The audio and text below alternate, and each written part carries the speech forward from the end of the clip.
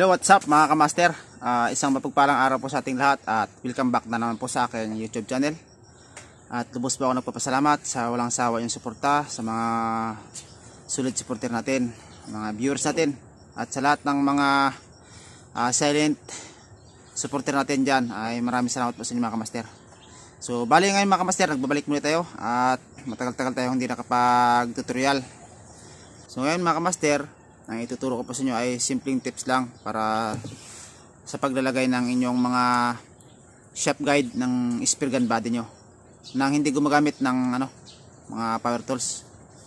So bali ito pala yung ating gagamitin mga kamaster, 6mm na shafting, at saka ito isang mahaba, ayan, at saka isang maigsi. Yan, dalawa lang yung gagamitin natin mga kamaster. Bali ito pala yung ating kahoy mga kamaster, yan, Nara.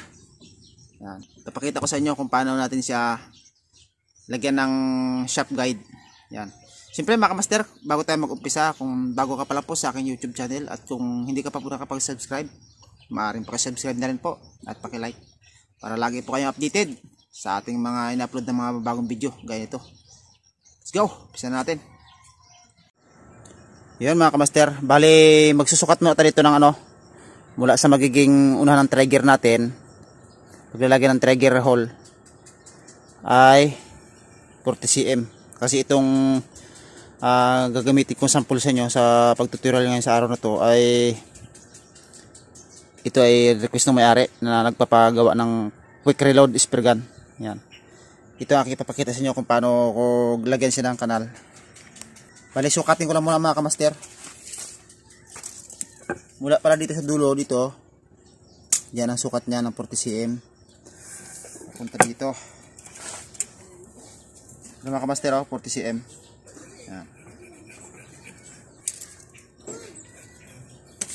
Yan mga kamaster, 40 cm siya. Yan, mula doon 40 cm yung ating mga kamaster, yung naging haba ng ating sukat para sa ating auto reload. Maglalagay na lang tayo dito ng 48 cm. Yan. Kasama doon sa magiging sample ng buntot ng ating magiging trigger. Para hindi tayo malito kapag naglagay ng kanal dito. So bali hanggang dito na tayo maglalagay ng kanal mga kamaster, hanggang dito, hanggang papunta doon. Kasi dito sa area na to ay trigger hole ang nilagay dito. Kumbaga ito lang ipapakita ko sa inyo muna. Bali lagyan natin dito ng guhit para gitnang gitna. Yan.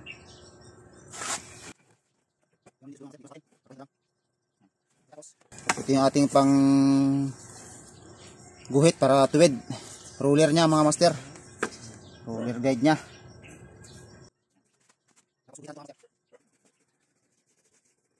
Yan. Isa pa mga master, dito sa kabila naman.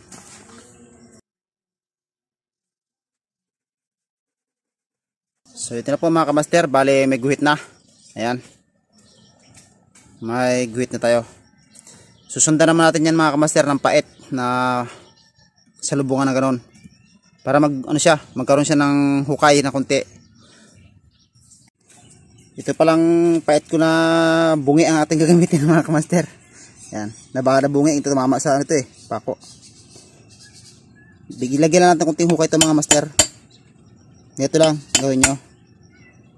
Ito ay para sa mga nasa bukid ang bahay at walang kuryente, walang power tools. Pwede nyo po itong gamiting idea na to mga master. Para hindi po kayo mahirapan.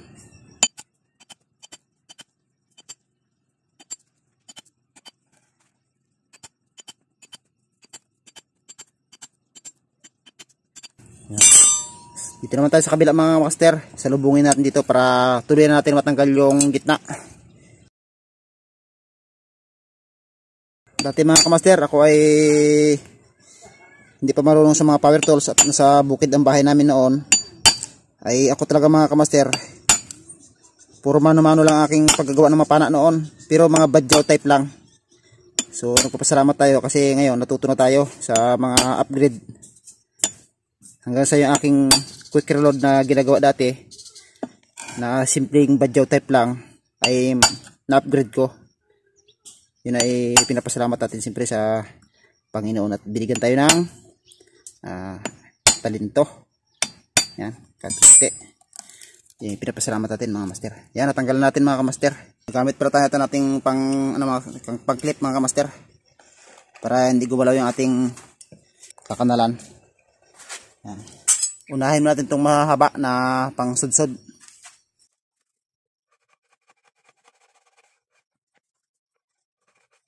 Tapos ito muna, sundan natin ito mga master. Mga master, kayo din natin ang pahila.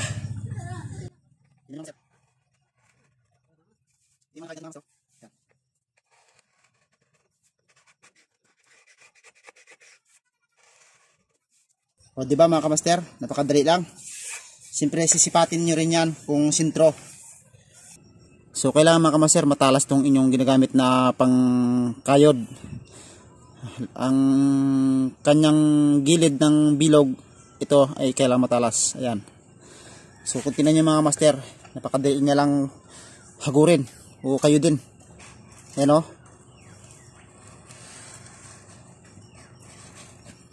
Pahila at patulak mga kamaster, pwede yan.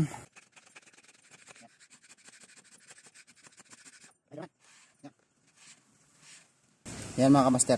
So bali ito rin pala mga kamaster yung ginagamit ko pang palalim pag walang kuryente at brownout. So nag-uutay-utay ako, ito yung ginagamit ko mga master. Itong dalawa lang na to. Kasi pag brownout hindi ka pa makapag-router. So ngayon ito ang ating gagamitin. So ganoon lang mga kamaster ang diskarte.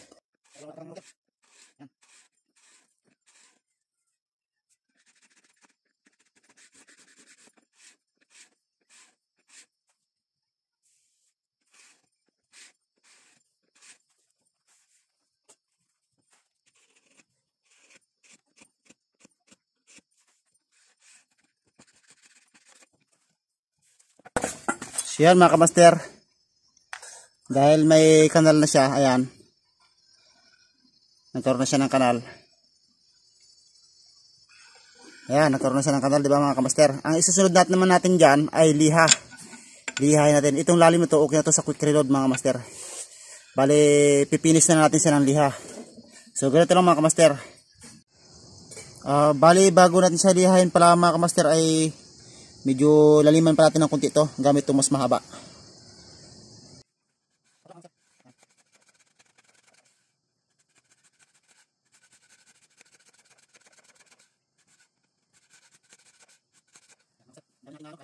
Okay na to mga master. So ito lang, isang pang sudsod at isang pang kayod na pahila. Yan, isang maigsi at isang mahaba lang mga master ang gamitin nyo. Yan. Ito yung ating shop na mas maigsi.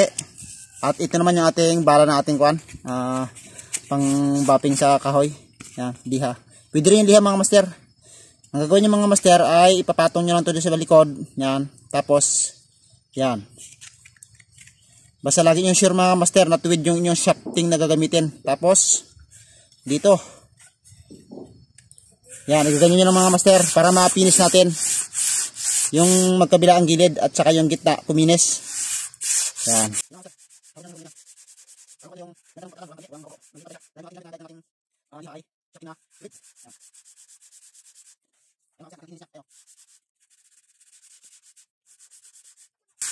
Dati mga kamaster, ito talagang ginagamit ko nung wala pa akong router.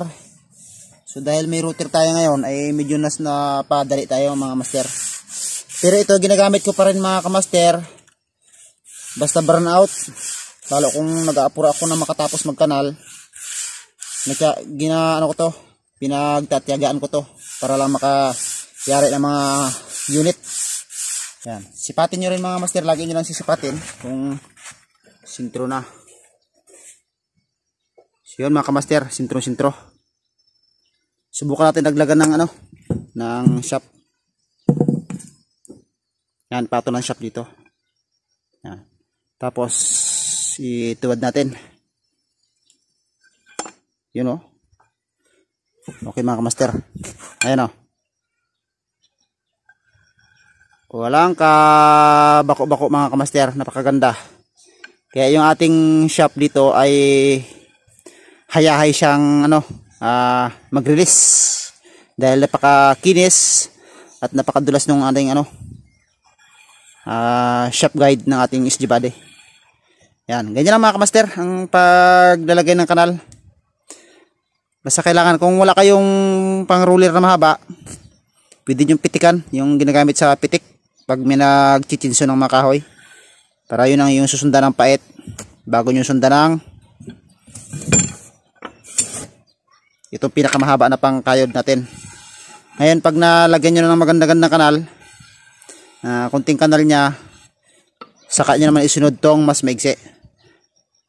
Pahila ang kayod, pahila. Kasi pag pahila kasi mas makokontrol mo yung mga kamaster, yung pagkayod. Kasi kung pasudsud kasi, minsan kasi nagkakaroon dyan na nagkakaroon siya ng bangas-bangas o yung parang ukab-ukab. Hindi katulad ng pahila mga kamaster, pag ganito kaigsi yung ginagamit nyo, dire-diretso lang yung kain nya. Yan. Yan. Ganun lang kadali mga kamaster. Hindi ko na inabot dito kasi dito sa part na to mga master ay trigger area to, magiging trigger hole. Kaya ito lang yung aking ipapakita sa araw na ito ngayon mga master. Yan. So yun mga kamaster, at sana may natutunan po kayo sa aking tutorial sa araw na to na konting tips para makagawa kayo ng maganda-gandang shop guide ng inyong mga SG Body. Yan. So ganoon lang mga kamaster ang paggawa nun. Kung wala talaga kayong router, kahit pait pwede rin naman, pero mas maganda to mga kamaster kasi madali mo siyang makayod. Meron din kasing ibang kahoy na parang medyo siya, hirap din to gawa ng kahoy na yung tinatawag nilang salumpanit o salubungan yung laman. Yung ang kanyang laman ng kahoy ay hindi malaman kung saan ang direksyon. Yon ang napakahirap. So itong Nara mga kamaster, napakadali nito. Yan. Napakadali lang niya ikuan at napakabilis niya lang pakinisin. Pero kayang-kaya naman mga kamaster. Basta lagi matalas to. Yan. Sa susunod mga kamaster, ituturo ko naman sa inyo kung anong diskarte sa paggawa nito. Para mas matalas siya tumalab sa ating mga kahoy na ating lalagyan ng shop guide. Tuturo ko sa inyo kung paano ko ito ginawa. Yan. Yan. May kunting technique dito mga kamaster para mas tumalas. So hanggang dito na lang po muna ang tutorial sa araw na ito mga kamaster. Maraming salamat po sa inyong panonood at sa inyong walang sawang suporta. Sana hindi po kayo magsawa manood at sana patuloy nyo po akong suportahan mga kamaster. Yan. Sana nakatulong sa inyo mga kamaster ang ang tutorial na to. Yan. Maraming salamat po and God bless to all.